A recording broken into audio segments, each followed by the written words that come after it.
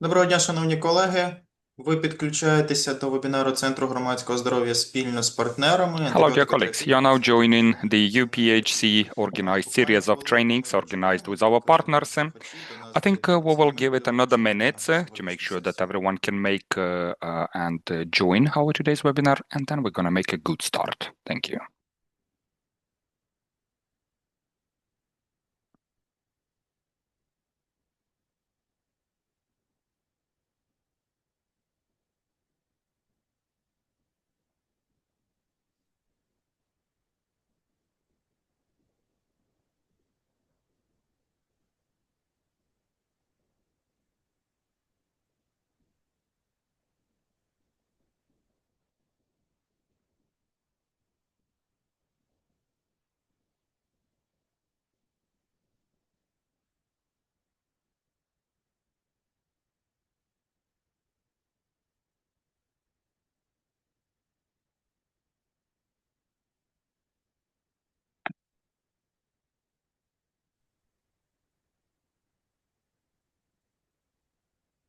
Ще раз всіх вітаю.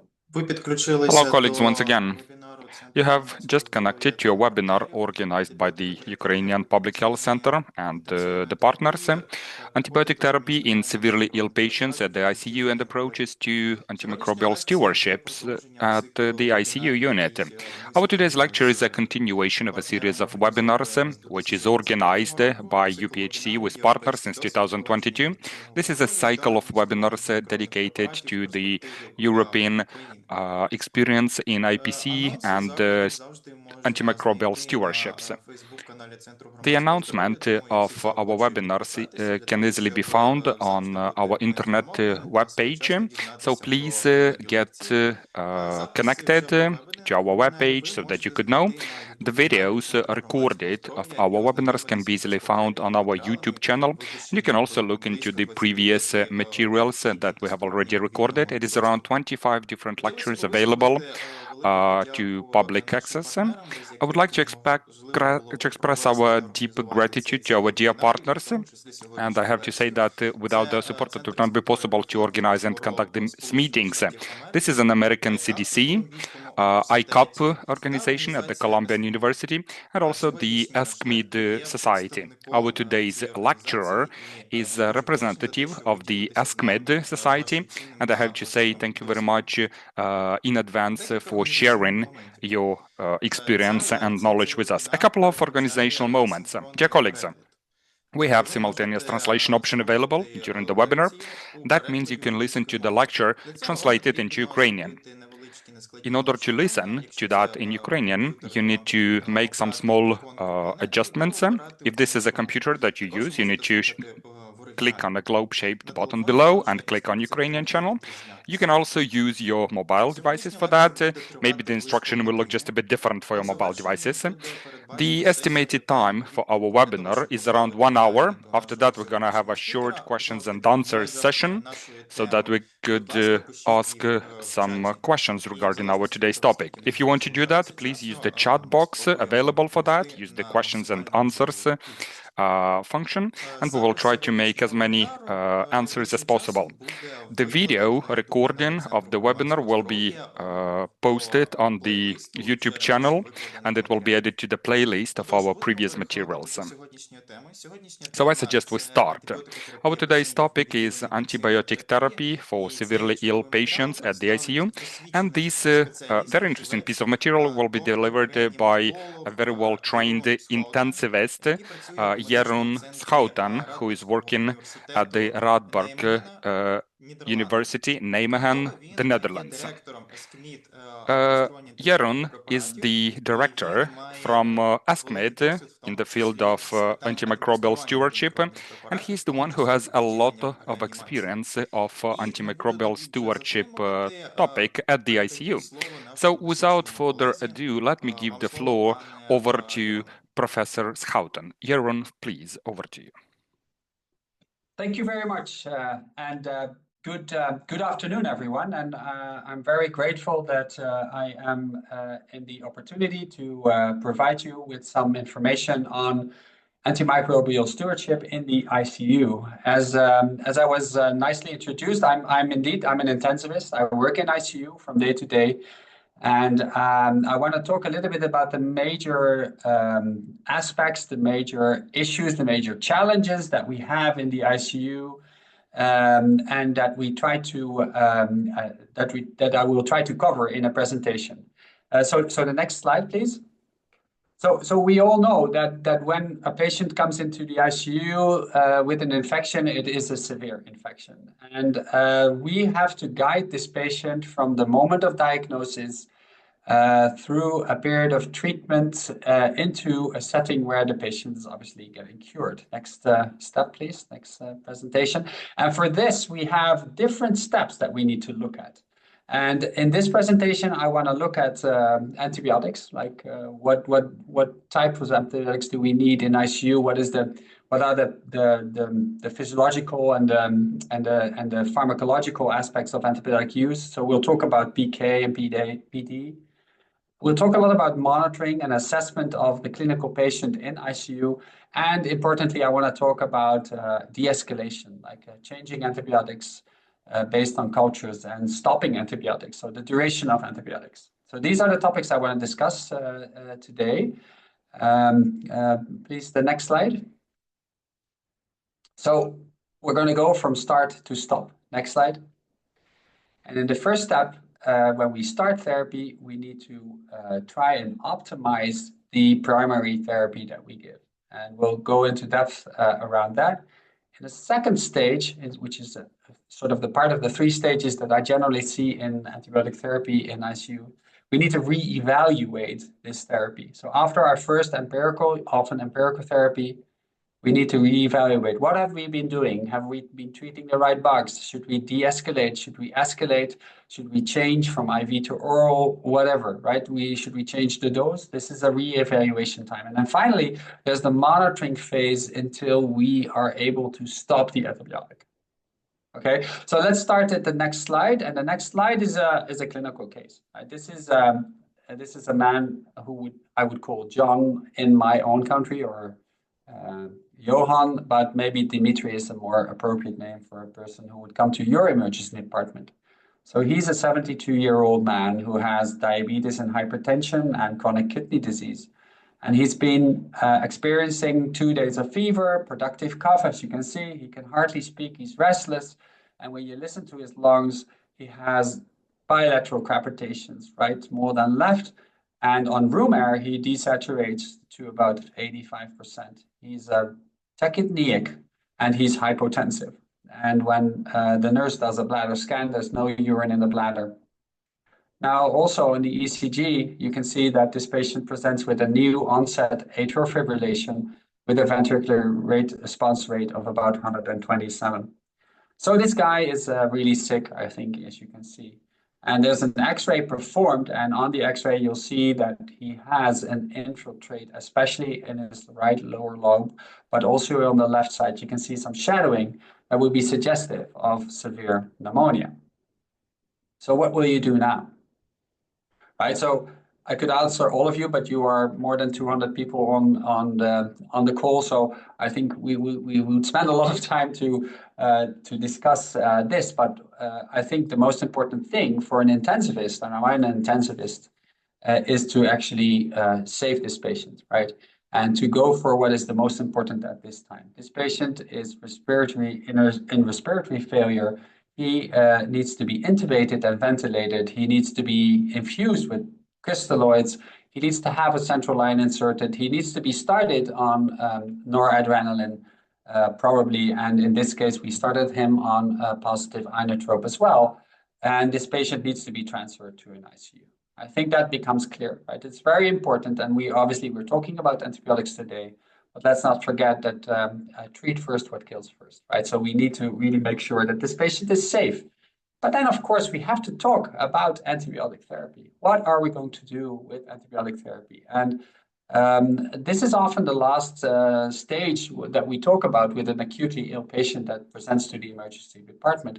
But it's a very important part, and it should actually already be discussed already in the emergency department, before the patient is moved over to the ICU, because otherwise we lose some time in starting the right antibiotics for this type of patient. Now, if I go back to the schedule, maybe next slides. Yeah, sorry, I forgot to say next slide, but so maybe go next slide. And next slide, yes, I've already talked about this. I'm sorry, I will have to remind myself to say next slide, and next slide. Yeah, so we're talking about antibiotic therapy now, maybe next slide. Yeah, so this is where I am. So we have to talk about the major aspects that are now important for starting antibiotics in this patient. And let's talk about a couple of things. First of all, about antibiotic timing. So when do you give this antibiotic to this patient? And the second one is about taking right cultures. Next slide. So in the next slide, you can see, and I think you may recognize this, this is the 1 hour bundle of the Surviving Sepsis Campaign approach, right?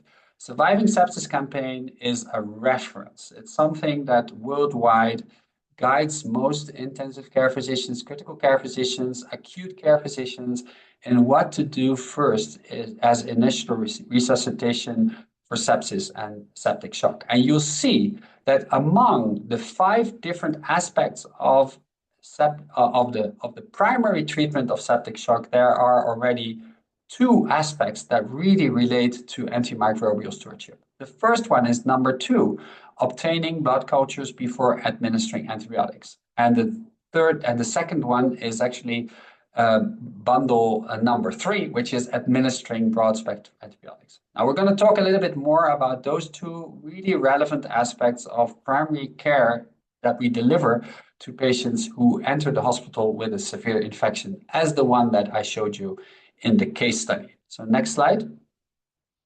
So in the next slide, we have to ask ourselves why we actually would like to have blood cultures before starting the antibiotics, right? So it's important. I mean, we all are sort of aware of it, but it's important to recognize the reasons why we really feel that blood cultures would be important.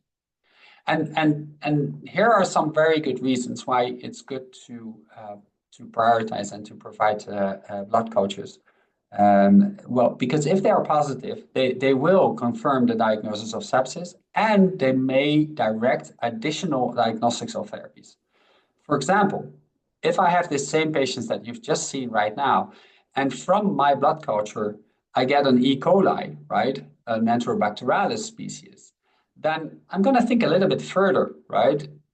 If instead that same patient would have a pneumococcus in the blood culture, that would give me a very clear reason to think that this patient indeed has pneumonia. If it's E. coli and the patient comes from home, it's less secure. I might actually have to look further and exclude a urinary tract infection or an abdominal cause of the infection, right? So I think that's very important, that blood cultures can help you to really confirm diagnosis of sepsis, first of all, because if you have bacteremia, then you know that this is really caused by sepsis, is the cause of the sepsis. But it may also direct you into additional diagnostics. For example, doing a CT scan. For example, doing a puncture or whatever is suitable for that.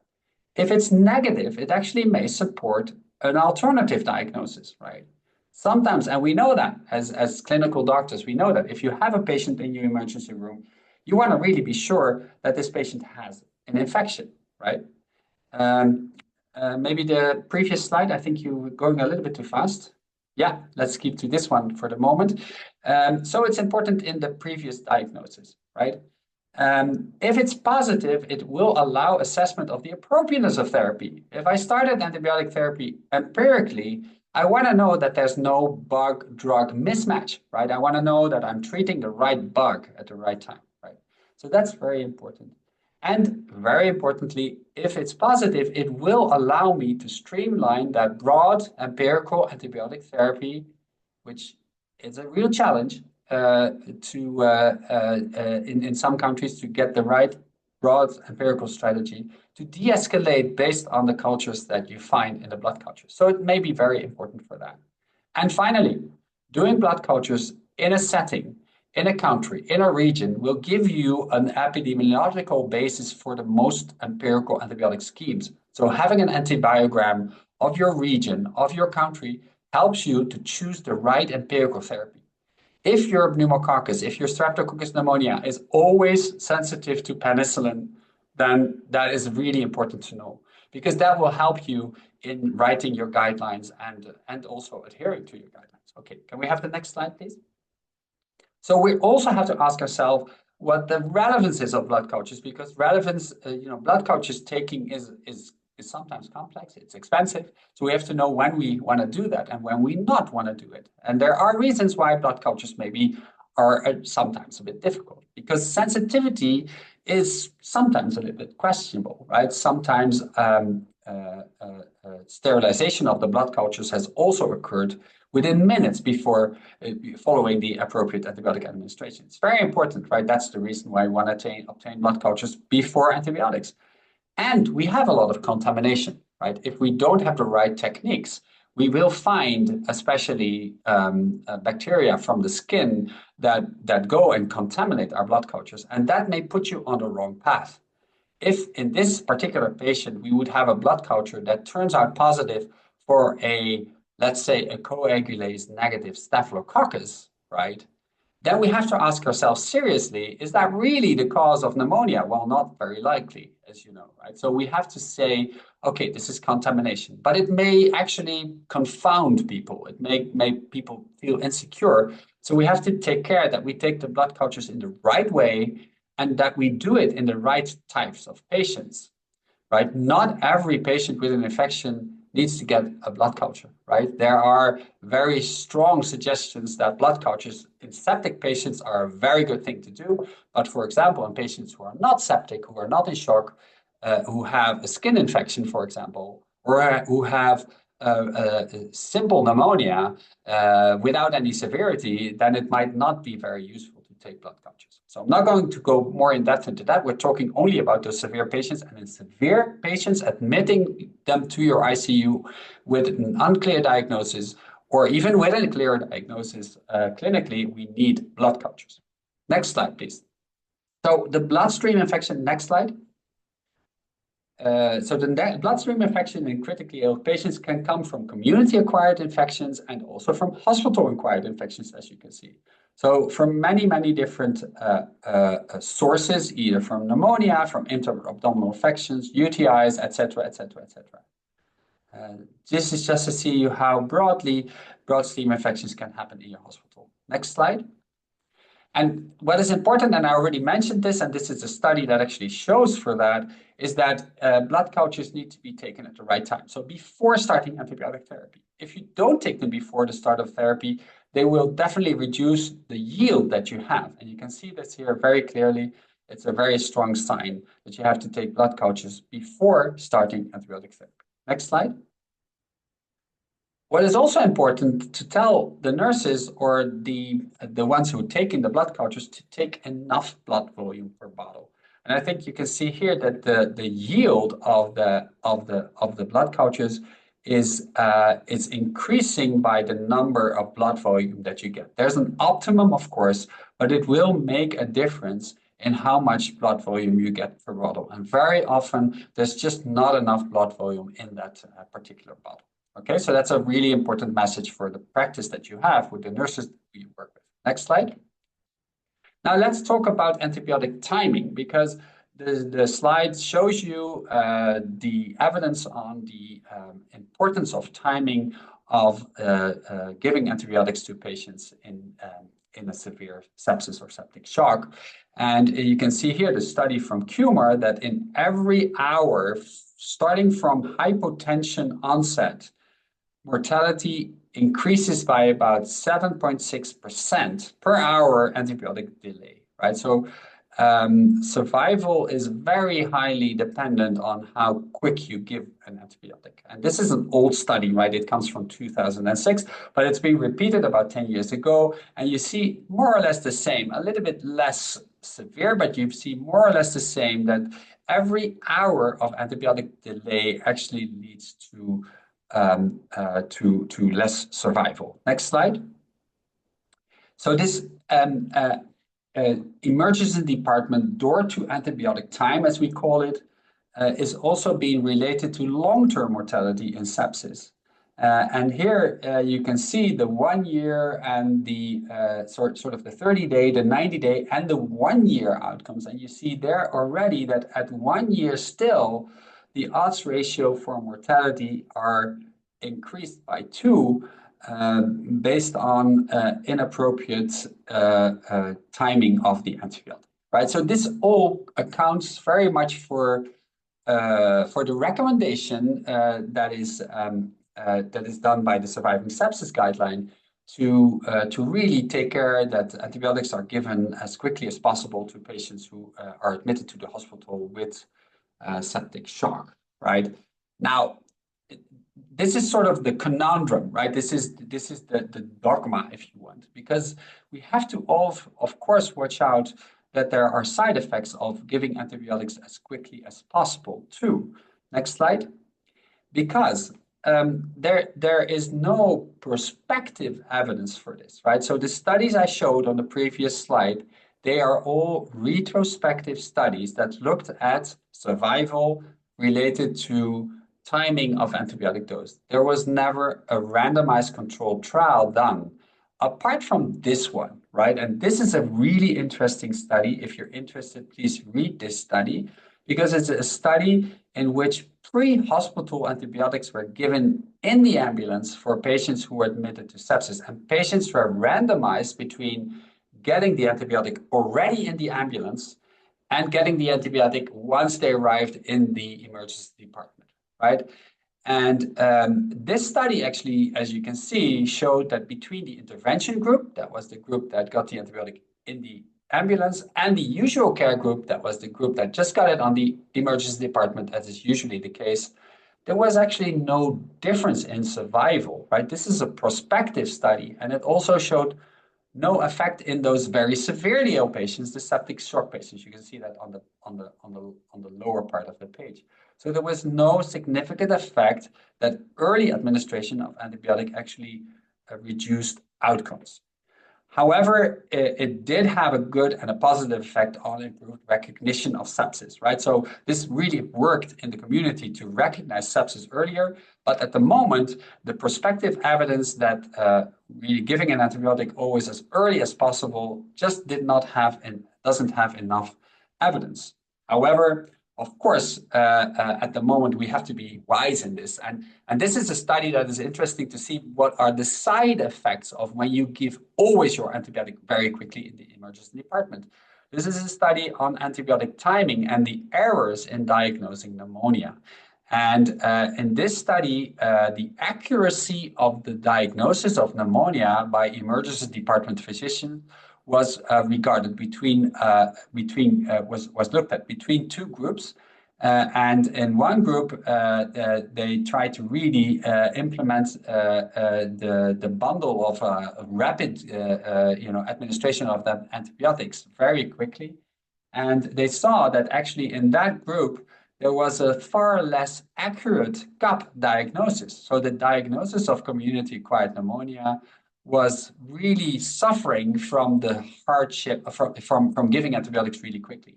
So even a patient with, decompensated heart failure, or who had a fibrotic disease and an exacerbation, they all got the antibiotic very quickly because, people said, we have to give this antibiotic as quickly as possible. But that means that the diagnosis was not established in these patients. And that can actually be dangerous, because if you are giving an antibiotic from the start and saying, oh, it's just pneumonia, you are missing maybe another diagnosis. And just to say a little bit more about that, maybe next slide. And I'm again sorry, this is the study I was just talking about. I should remember to say next slide. So this is a study that showed that between the discharge diagnosis of community-acquired pneumonia, there was a real issue with recognizing pneumonia in the appropriate way. So the diagnosis of community-acquired pneumonia got worse because of having to give that antibiotic really very quickly. And the next slide will give you more information on this. There's been a couple of studies that actually show that, for example, for a large group of US emergency department patients, 1 in 5 patients actually did not have an infection, right? They had non-infectious mimics, as we call it.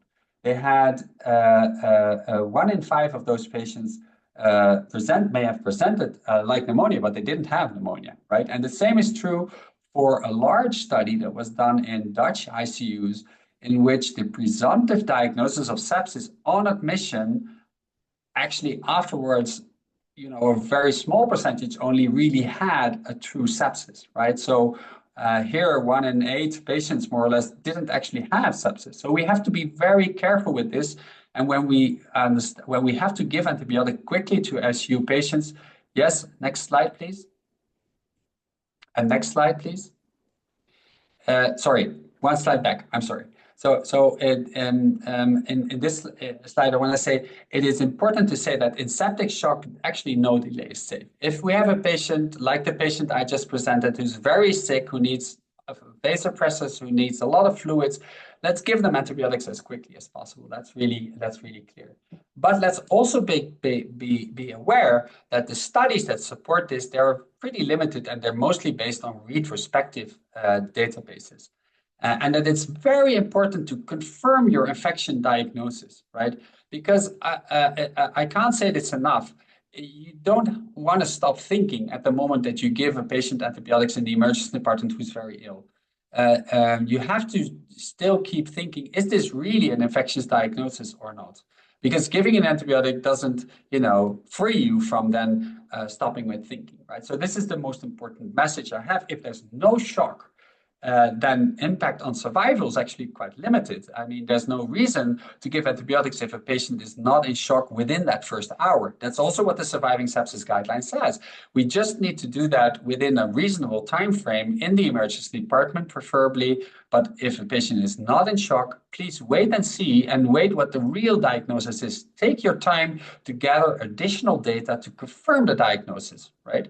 And dare to wait and see. And I can't say this enough. Also, within ICU, a fever is never a reason for starting an antibiotic, right? I mean, dare to wait and see also in ICU.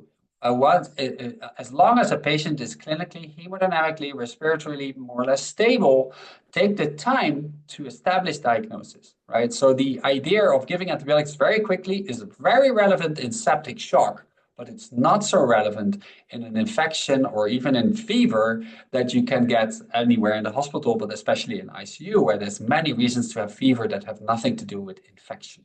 Okay, I hope you get that message well, because I think it's a very important part of stewardship in the ICU. Next slide, please. So we're going back to this patient, and we were still asking ourselves, so what about antibiotic choice? How do we think about it? What kind of antibiotic we're going to give? Now, I'm not going to talk about, oh, you should give this or that, right? Because that's very different from different countries. And I'm sure that in Ukraine, that's very different from the country where I come from. I want to make you think a little bit of what are the reasons why you give a certain antibiotic and why you wouldn't give it, right? And I think in the next slide, the role of epidemiology is very important when we decide about antibiotic choice. I know we have a lot of new rapid diagnosis coming into play. We won't talk about that very much today, because I think it's something that we should discuss maybe another time, because it's a very broad subject as well. But the role of epidemiology is still very important. Next slide. So what we are doing right now, we are thinking about two things, right? When we think about starting antibiotic therapy. First, pathogens, and second, resistance. Right? First, we got to ask ourselves, so what is the most common pathogen for the clinical picture that we see, right?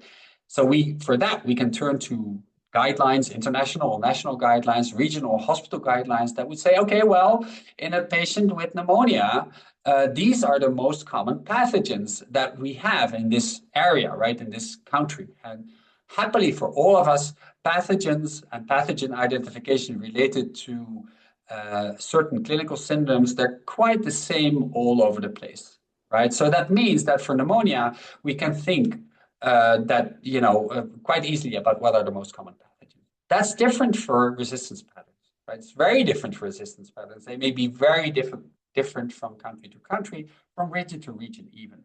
And for that, you need surveillance data. And surveillance data is available from, for example, the CDC or the ECDC, but also from countries, right? We have NetMap for the Netherlands, DanMap for Denmark. There's many different ways of producing that. And I'm sure that's been, well, I know that there's a lot of work being done in Ukraine also to get this information, because it's very important to establish sort of the prescribing choices. But you need national databases and, if possible, even regional or local to see regional and local differences. But these epidemiological factors, they still are very important to decide about which type of antibiotic you're going to choose for your primary infection. Please, next slide. So in this patient, and next slide again, we have to think, this patient has pneumonia. So what would be the most common microorganisms that are causing pneumonia? Well, again, this is different from country to country a little, but generally spoken, we know that strep pneumonia is the most important cause all around the world as a cause of severe pneumonia in general, but severe pneumonia as at least when we talk about the bacterial pathogens. And here you can see a slide which has sort of the percentages based on the place where people are seen. And of course, it's really dependent, again, this is epidemiology, whether this patient is presents in the outpatient setting, whether they present at the hospital or they present directly at the intensive care. And the more sick a patient is, the more clear it becomes that strep pneumonia, but also some, excuse me for this, I'm just going to have to put that out. Yeah, and that it's really dependent on the severity of illness, what type of pathogens are most common. So in intensive care units, yes, strep pneumonia for community-acquired pneumonia is still a very important pathogen, but you see pathogens like Legionella or Staph aureus, or even sometimes Enterobacterales becoming more important, right? Those are not the pathogens that you will see in the outpatient setting, right? So when you choose for antibiotics in an intensive care, it's logical that you will point your guns at the intensive care unit, and that you will point them at the pathogens that are that are most prevalent in the intensive care. Can we have the next slide, please? So apart from that, so epidemiology should determine empirical treatment in guidelines. However, we also understand that if you have a very sick patient, like the one that I just showed you, like Dimitri, we have to ask ourselves, how much risk can I actually take right now? Do I dare to wait and see with this patient? And very often that is not the case, right? So in a very severe patient, we have to go for broad spectrum therapy from the start. And another disappointing epidemiology is that in a lot of these patients, actually in patients with community-acquired pneumonia, we don't find a pathogen. We don't find a causative pathogen. And hopefully with the newer, rapid diagnostics, like, the molecular tests that we now have, the syndromic molecular tests, they can give us a little bit more information on that disappointing number of cultures that remain negative, of course. And unfortunately, also, I have to say that, of course, when I went to medical school, I also learned these things like, okay, well, if a patient has a dry cough and has no fever or has hyponatremia or has specific signs on the X-ray or certain comorbidities, then they are more likely to have this or that pathogen causing their pneumonia. Well, I think that's really, if you look at the literature, it's really a little bit disappointing to see how much influence that actually has. Okay, so we are very dependent on epidemiology and on the tests that we have available to find out what the most important pathogen is. Let's go to the next slide. Okay, we need to move on because I'm already a little bit behind schedule. So let's move on to the dosing. The next slide, please. So we are now treating this patient, and the patient got cefuroxime 2 times 1,500 milligrams for pneumonia combined with ciprofloxacin 1 time 400 milligrams. And the reason why the doctor does this is because the creatinine level has been up a little bit, 290 micromoles per liter, and the estimated GFR was less than 30 mils per minute. Well, do we think that is acceptable, right? The question is really what factors influence that first antibiotic dosing, right? As you can see here, the dosing is on the lower side, taking into account, I think, the creatinine levels, but the question is really, is that adjustment acceptable? So the question here is, next slide, what factors influence the first antibiotic dosing? And is the proposed dose here adjustment, is that acceptable or not? So take just a couple of seconds to look at the different answers here. So the first answer is, well, the first antibiotic dosing is only influenced by the volume of distribution. The proposed adjustment is not acceptable. The second is it's only influenced by the GFR. So the first antibiotic dosing, so it's not acceptable. And well, you can read the third and the fourth answer to this. And to go short, because again, we are a lot of people online, and I think it won't be possible to ask all of you for your opinion. But I think we have to acknowledge here that in ICU patients, actually, the first answer is correct, right? So the first antibiotic doses should be only influenced by the volume of distribution, not by the GFR, right? And if there's one paper on PK/PD in intensive care medicine that I would really advise you to read, it's this paper, because this paper sets out, the next slide, please, sets out the structure that we use in ICU patients to individualize antibiotic doses for patients who are critically ill, right? So when a patient is just admitted to the ICU, we need to give him or her a higher dose because of the increased cardiac output, because of increased clearance, because of the altered fluid balance. We have decreased plasma concentrations, and those decreased plasma concentrations have to be filled up, right? They have to be the doses have to be higher in the first 24 hours, and only then they can actually be changed to normal dosing or to dosing that is dependent on the GFR rate.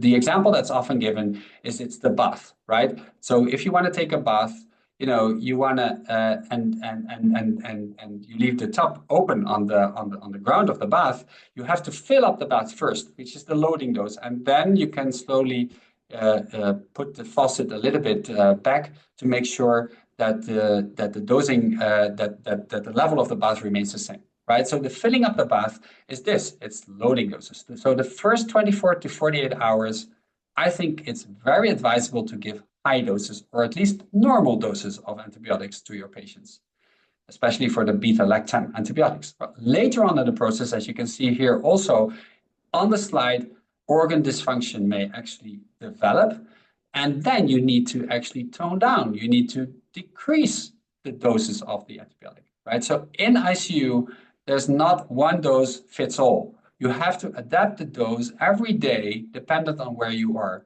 But if a patient comes in with septic shock, the first 48 hours, you need to give high doses.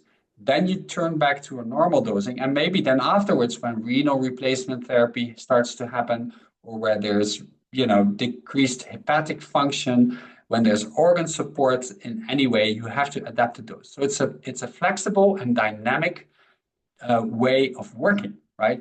You cannot just accept one dose for the whole time. Okay, let's go to the next slide. So let's talk a little bit about how you can optimize that. And that is, for example, by providing thinking about how you are going to dose these antibiotics and how you're going to give these antibiotics to the patient. So next slide.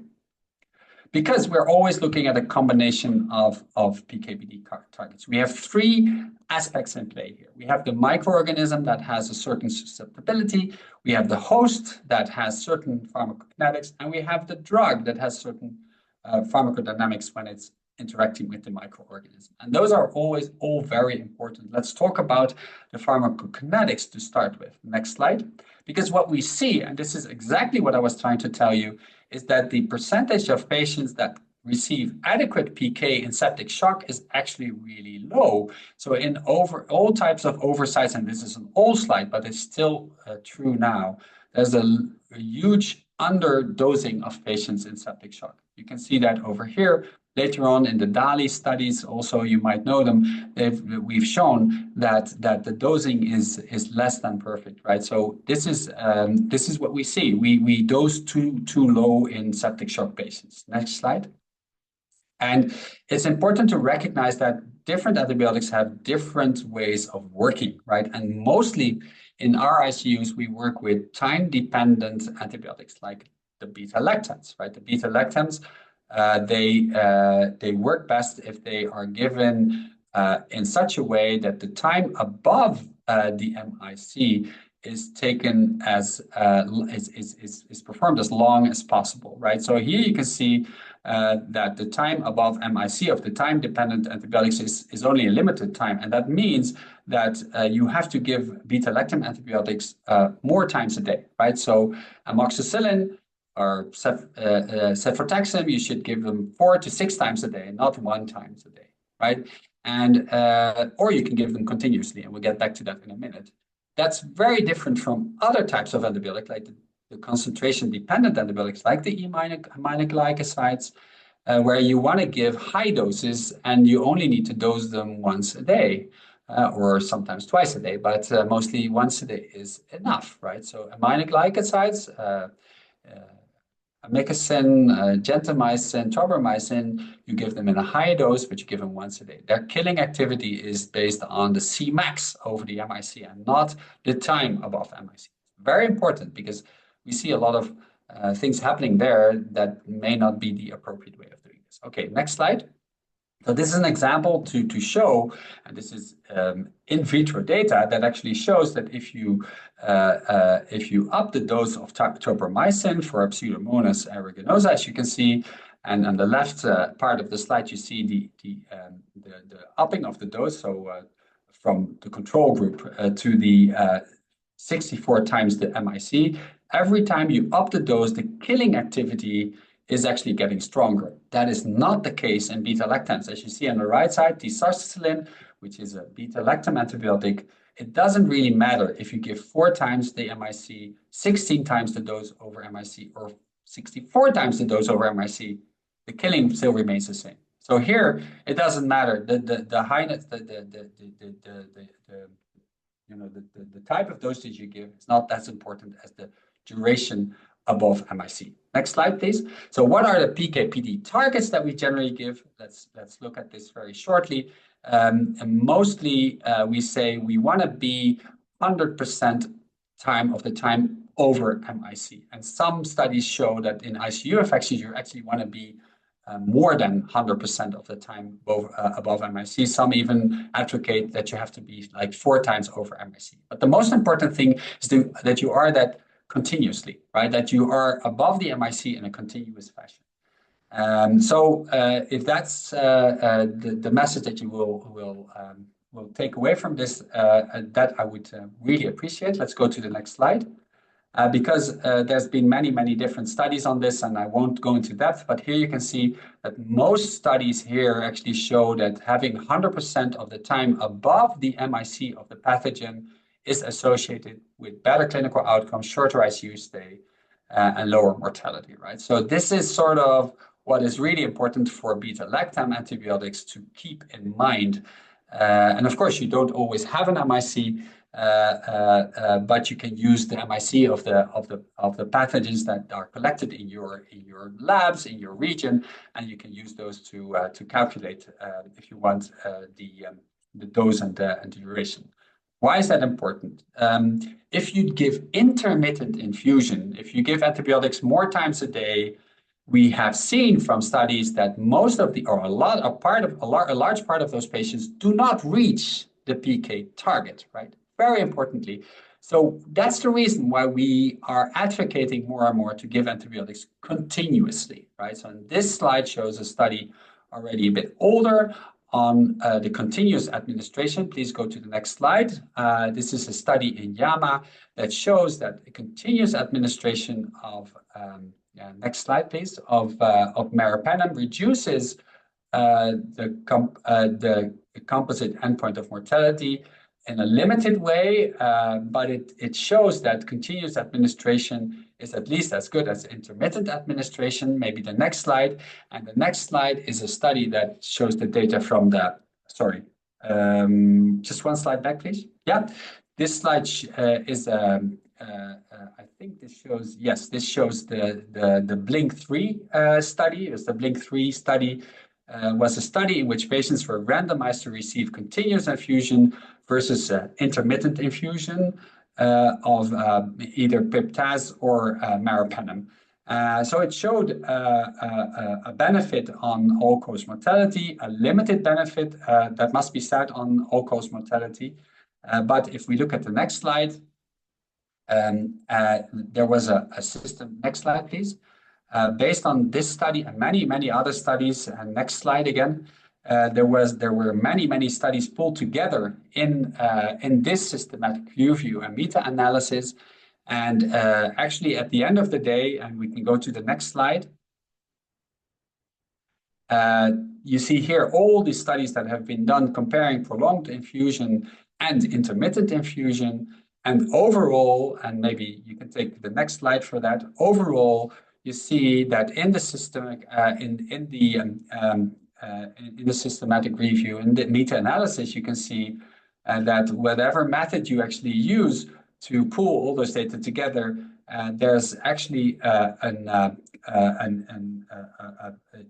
these data favor prolonged or continuous infusion as compared to intermittent infusion. Again, we're talking about beta-lactam antibiotics in severely ill patients, right? These studies are all about ICU patients who are severely ill and get infusions of beta-lactam antibiotics. Maybe the next slide. And here you can see those again. In the next slide, you can see what the results were. Relatively high certainty of evidence for a reductory effect of prolonged, so continuous infusions or prolonged infusions as compared to intermittent infusions with a risk ratio of about 0.84, right? So you can see that actually the idea of giving prolonged infusion is really starting to gain ground. And I think it's important also to think about that. When you are treating patients in ICU, you have a central line in place almost all of the time. So it's not a difficult thing to actually give continuous infusion. And there is, I think, a benefit in doing that for the beta-lactam antibiotics. Okay, let's go to the next slide. Because we need to move on a little bit. So for the optimized PK/PD approach, there's 3 steps actually. First, we need to think about the PK/PD target. Then we need to always think about the loading dose. Remember the bath that has to be filled. And then we have to decide about the maintenance dose. And I just pulled this up for 3 different types of antibiotics. The first, next slide, please. So vancomycin, for example, in vancomycin, the PK/PD target is about the area under the curve over the MIC. And here we look at the trough concentrations, right? So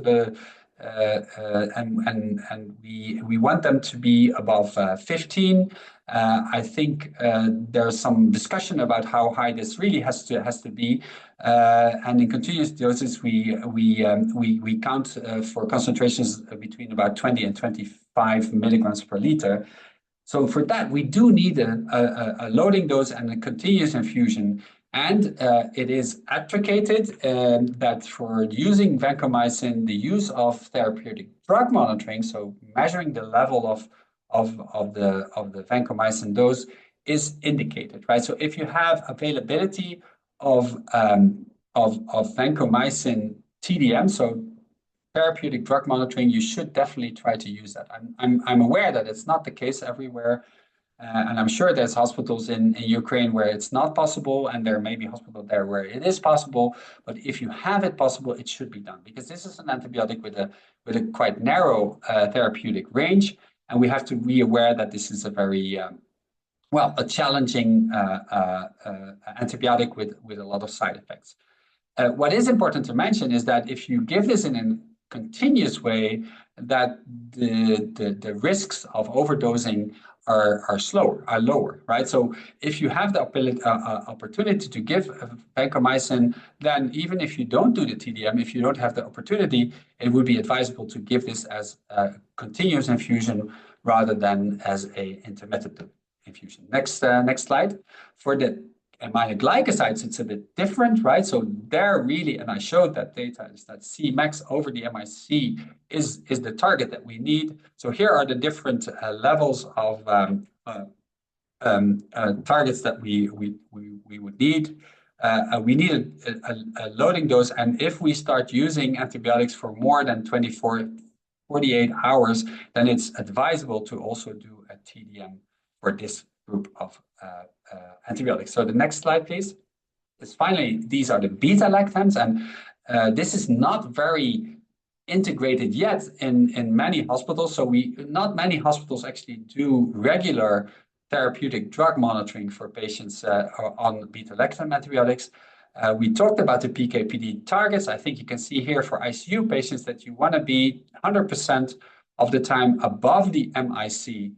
That for that you do need a loading dose, right? You do need a loading dose, and dependent on what you are using in your hospital, the loading dose is often the double single dose, and then it needs to be continued in critically ill patients with prolonged infusions or continuous infusions, right? So, and here you can obviously also do TDMs. We don't do that ourselves yet. I mean, we do it sometimes only when we have worries about toxicity or really about about not getting the right dose. But generally spoken, in the therapeutic range in beta-lactam is much broader than in vancomycin. So in aminoglycosides, so the risks of toxicities, they're not very high. But I do think that, again, we need to dose high enough in the first 48 hours, then give continuous infusion. That will give you the highest chance of reaching good blood levels of antibiotics and treating your patient in the best way possible. Okay, let's go to the next slide. Because we have to finalize some key messages, because I want to say just a couple of words about some other aspects of antibiotics. So first of all, the first dose is critical, right? Consider the change PK in ICU patients. There's no dose reduction needed in the first 24 to 48 hours. And the risk of underdosing is really there in patients with a large volume of distribution and a large cardiac output, which is definitely the case in patients with sepsis in ICU. And there are patients who have an augmented renal clearance, right? Who are young patients, septic patients, patients with trauma. They have augmented renal clearance. And for those patients, you have to make sure that the first 48 hours you give high enough doses. Then for the maintenance dose, I would really choose for prolonged infusion of beta-lactam antibiotics. And consider the use of therapeutic drug monitoring. So taking samples for concentrations if you have it available. Surely for vancomycin and aminoglycosides, and for iconazole, we haven't talked about that. This is an antifungal, but for other antibiotics, yes, you can consider it. It does have some limitations as well. So these are the key messages I wanted to get back to you. And I just want to say a couple of more things, and maybe take the next 2 slides forward. Yes, just one more. Talk a little bit finally about de-escalation. Yes, let's take a look at this concept. So de-escalation as a concept means that we have broad-spectrum antibiotic therapy first, and that we then, after we find out what the pathogen is, we want to de-escalate towards narrow-spectrum antibiotics with reducing the number of the broadness of the spectrum. Yes, please go to the next slide. And there's actually quite some good evidence on this, on the concept of de-escalation. And this is the IDSA guideline, but maybe the next guideline, the surviving sepsis guideline, the next slide, also says there's a strong recommendation on the next slide. Next slide is the surviving sepsis guideline, already there since 2012. It's still there. Antimicrobial regimens should be reassessed daily for potential de-escalation. Okay, maybe for the next slide, and we can skip these slides, please, because I don't think they're that important. Also, the next slide. Yeah, so here, this is one of the largest studies that have been done on the evidence of antimicrobial stewardship objectives. And in this systematic review on the effect on mortality of de-escalation of therapy based on culture results, you see a strong effect, right? So de-escalation is a really important aspect of antimicrobial therapy. Next slide. And I think it's really important to recognize that that is really the case. We also, and this is again a warning against all the studies that have been done that have been retrospective studies. Most of the de-escalation studies have been retrospective studies. And this is one study, and I think this is the last study I want to discuss with you, which is really important. It's already an older study, but it's important because it's the only really well-performed prospective randomized controlled trial that looks at de-escalation of therapy versus continuation of the empirical antimicrobial treatment. So this is a study that was done by a French group led by Marc Léon. And next slide.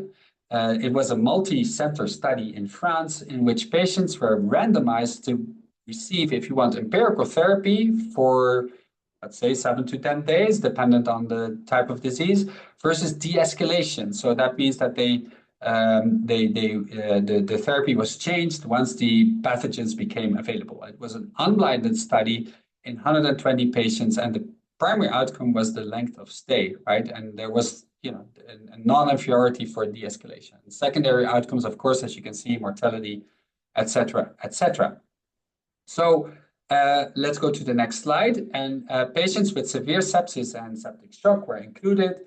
They were randomized as soon as positive cultures became available.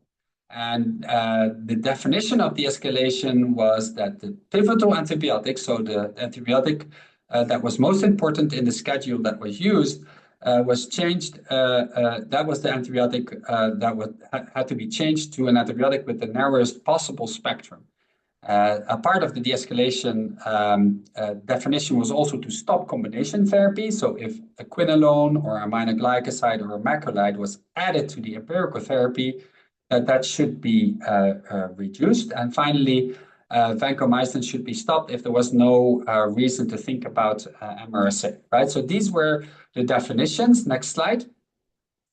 And then, of course, for the group that had to that was the control group, the empirical pivotal antibiotic was continued, but the combination therapy could be stopped later on in the process between day 3 and day 5. And the therapy duration was generally according to the international guidelines. So next slide. So this is these are the patients. 120 patients were included, and 60 were assigned to either continuation of the appropriate empirical therapy or de-escalation of that appropriate empirical therapy.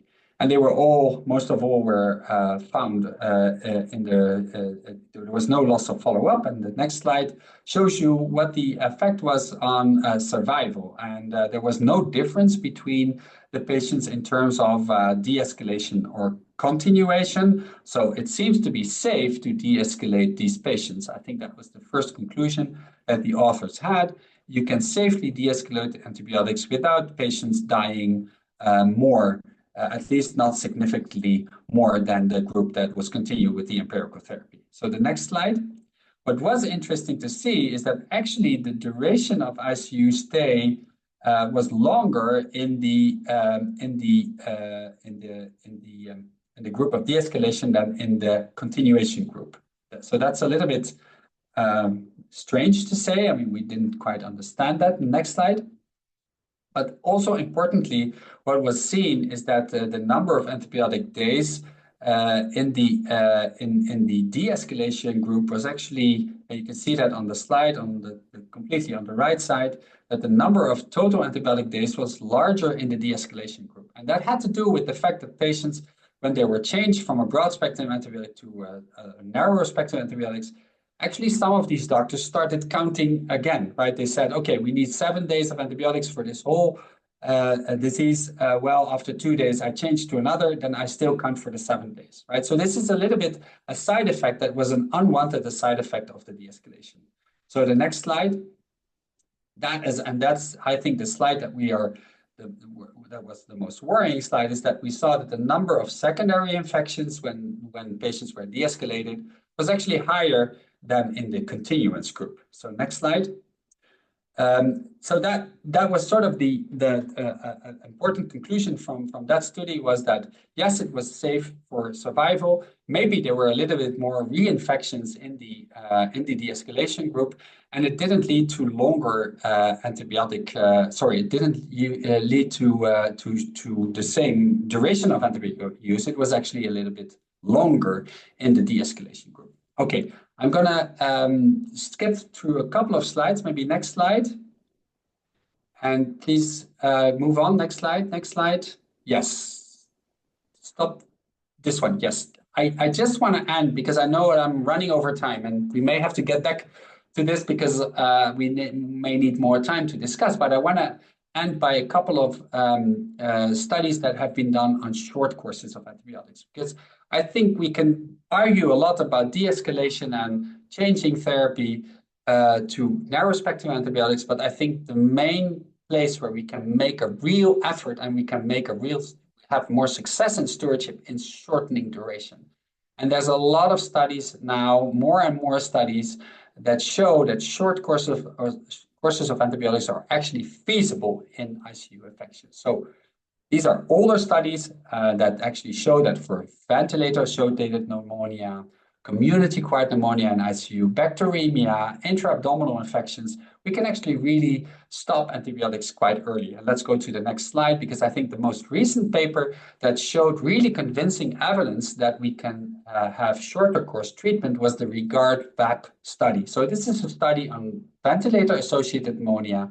It was done in Southeast Asia among 39 ICUs, so it's a really large study, in which patients were randomized to receive 3 to 5 days, that was called a short course treatment, or more than 7 days, which is considered usual care. And the composite endpoint was the 60-day pneumonia recurrence or death. And you can see here already on the slide on the right side, you can see that these patients indeed were stopped earlier, right? So the blue line is a short course strategy. They stopped earlier. And let's look at the next slide. And this is the Kaplan-Meier curve, where you can see that there was, among the 460 patients randomized, there was no increased risk of 60-day mortality of pneumonia recurrence for the short course treatment. So it was absolutely safe to reduce the number of treatment days to 3 to 5 in the antibiotic treatment for ventilator-associated pneumonia. So if you look really well at the figures, 3 to 5 was the aim, but in fact, people used up to 6 days, and that would be the short course, and the usual care would be about 14 days. But it becomes very clear from this study that it is safe to give a short course treatment. So is that true for everything? No, it's not true for everything. This is a study that was done by a French group. Maybe next slide. It's done by a French group, and they looked at VAP that was caused by Pseudomonas aeruginosa, and they compared an 8-day schedule to a 15-day schedule. And this was also a multi-center randomized controlled trial. And in these patients set, people were randomized between 8 and 15 days, and again with the same composite pneumonia endpoint. Next slide. Here, unfortunately, the study needed to be stopped after 24 months because there was more failure, there was more reaching of the endpoint earlier in the group that received the short day therapy. So in this patient's group with pneumonia caused by Pseudomonas, it's probably not a good idea to shorten the treatment of patients. So just to show you that, yes, we can shorten therapy, absolutely, but that we have to watch out that there may be groups that are not suitable to shorten the treatment with. And one of them is patients who have Pseudomonas aeruginosa ventilator-associated pneumonia. Next slide. So as an oversight and finalizing, I think these are the last 2 slides I want to show, and we'll take it on maybe a next time for the rest of the presentation. But I think you can see that increasingly there is evidence for reducing the time of antibiotic therapy, whether it's about cellulitis, about all these sort of hospital infections or infections that are treated at home. It's also true for community-acquired urinary tract infections, for pyelonephritis, for community-acquired pneumonia, and next slides, absolutely for intra-abdominal infections with good source control and with gram-negative bacteremia. More and more studies coming out that really 5 to 7 days for treatment of gram-negative bacteremia, independent of the resistance rates in those gram-negative bacteria, if they're treated with the right antibiotic, that 7 days is definitely enough for as treatment for antimicrobial therapy. Okay, in view of the time, I'm going to stop here and I'm going to give back to Inat maybe, because we might have a couple of questions that are still pending. I'm happy to take some questions for the next 5 minutes. Thank you very much.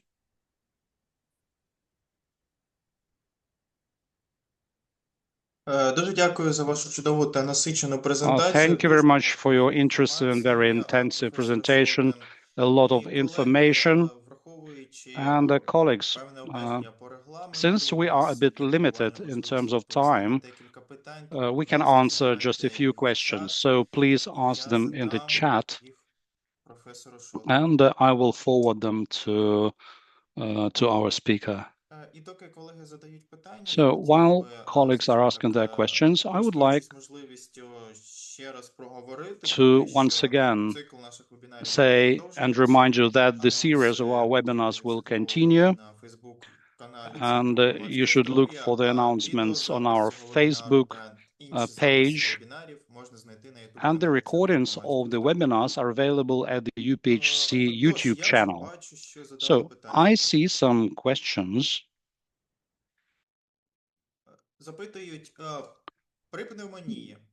So the question is, in case of pneumonia, apart from blood collection, is there a necessity to take also sputum for testing, especially for patients on mechanical ventilation? Is it necessary to do bacteriological studies during the whole treatment of pneumonia?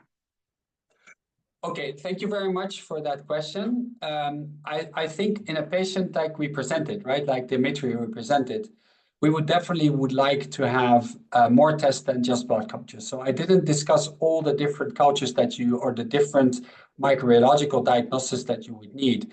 In a patient like this, the current guidelines would say that you take blood cultures, right? That's one. Second, that you take cultures from tracheal aspirates and look for the most common pathogens. In many guidelines also advocate to use other tests, like a urine antigen tests for Legionella or for pneumococcus. That's the case in my country, for example. And in some countries, it's also advocated, and obviously it's also sometimes advocated to take some viral test. It's at the moment, I don't think it's that you need to do a very extensive testing of all types of pathogens in your sample from a patient that comes in from outside with community-acquired pneumonia. So you don't need to do the whole panel of multiplex PCR for that, because you can really trust that most of these patients will have a pathogen that is a very common pathogen, right?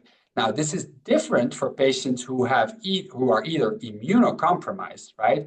They might have different types of pathogens. For those patients, you might need to scale up from the start and do a BAL, right? So do a bronchial alveolar lavage. I would not do a BAL in patients who are just coming from home, who have no immunological disorders. Then there's no reasons to do a BAL. When would there be a reason to do a BAL and a profound sampling of the lower airways in these normal patients? If they don't get better after 2 to 3 days, if they just, get worse and you don't know what they're having, that's the time to do additional workup of pathogens in the deep airways, right? So Yes, of course, do a sputum culture in these patients with severe pneumonia, but you don't need to do a BAL, and you don't need to do all types of rare pathogen testing in normal patients.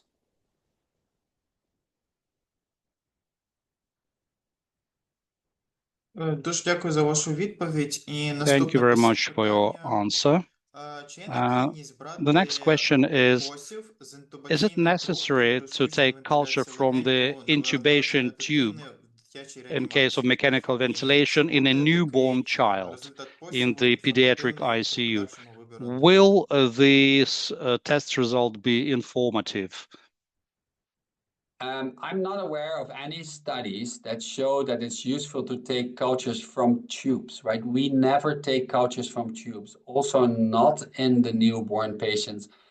I am not a pediatric intensivist, so I'm not completely aware of the literature in the pediatric ICU literature, but I don't see any reasons for that. It will be colonized. Every tube will be colonized by bacteria, but there's a big difference between a patient who's colonized and who has an infection, right? So you have to differentiate between colonization and, of course, a pathogen that really causes pneumonia.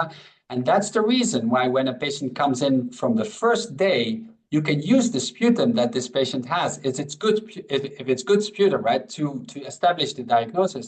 But in the patients who are on the ICU already for a longer time, taking samples simply from the tube is going to be difficult because they are colonized with all kinds of pathogens, and you will be tempted to treat pathogens that are not the cause of pneumonia. So that would be a good reason to do a BAL, a deep sampling, to look if the pathogens that are deep in the lungs, and that could actually be causing pneumonia, right? So there's a real importance to not treat colonization.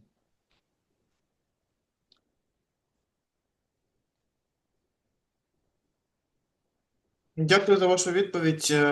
Дуже дякую, що Thank you for your answer, and thank you for emphasizing on the importance of differentiating between colonization and infection, because really sometimes it can be quite deceptive, and it may sometimes cause unneeded antibiotic treatment. And the last, probably this will be the last question. It's a good question in the chat, and then we will finish that. To what classes or groups of antimicrobials you would recommend for adjustment in case of obesity? Yeah. That's a good one. So there's quite some literature on that, and I think for most beta-lactams, the range is quite broad. So I would say if you treat normally with normal doses of antibiotics, and let me just rephrase. For patients who get perioperative prophylaxis, it is well studied, right? So for perioperative prophylaxis, you need to double the dose, right, of the cafazolin that you give for the perioperative prophylaxis. For the patients who are in ICU and who receive beta-lactam therapy, I don't think there's a lot of literature on this. I do know that the distributive volume of obese patients is often larger, so that you would need to up the dose in the first 48 hours always. So that's something that I would generally do. For the continuous dose, I don't think there's evidence that it should be higher than in patients who are not obese. But there's an extra impulse to up the dose and to give large, if you want to give double doses for the loading dose in these patients. So that would be my advice.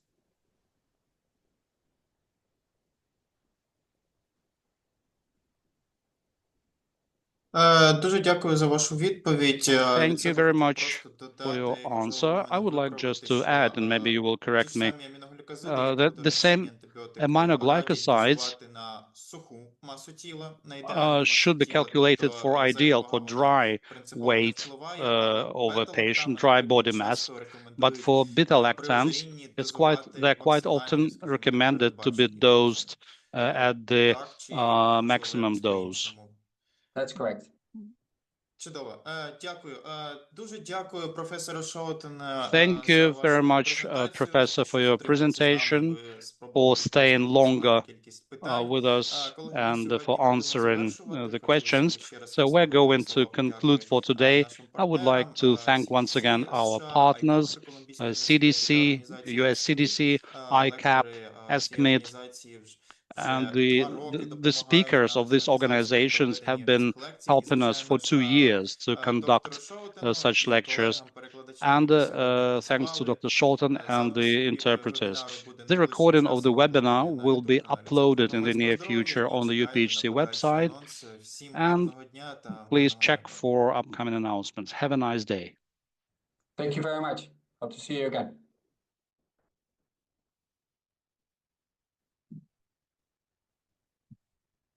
Thank you a lot. We're over. Yeah.